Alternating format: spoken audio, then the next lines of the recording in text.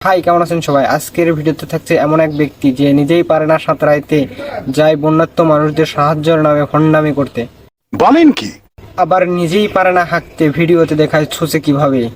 হাগার পরে সুজি খেবা ওই ভিডিও এত পরিমাণে সেই ব্যক্তিকে নিয়ে আজকের ভিডিও, চলেন ভিডিও শুরু করা যাক।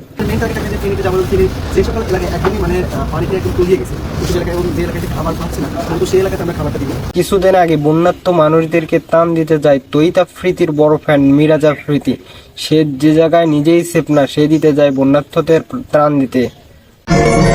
লাইফ জ্যাকেট পরে দিলাম, কারণ হচ্ছে যদি একবার ফসকে পড়ে যায় নৌকাতে তাহলে একবার জীবন লালে লাল। আর এই যে আমার ঘরে জলপদ্ম মিরাজ আফ্রিদি বন্যার্থদের সাহায্যের নামে যে ভণ্ডামি বা বিজনেস করতে গিয়েছিল এটা শিওর।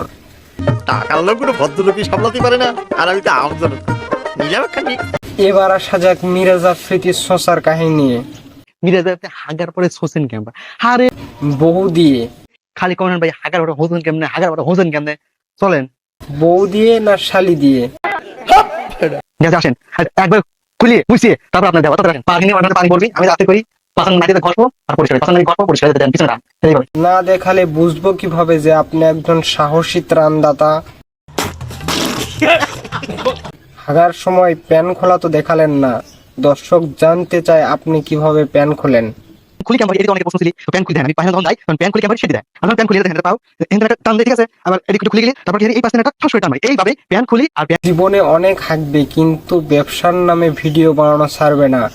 একেই বলে সফল বিজনেসম্যান। তাও সত্য।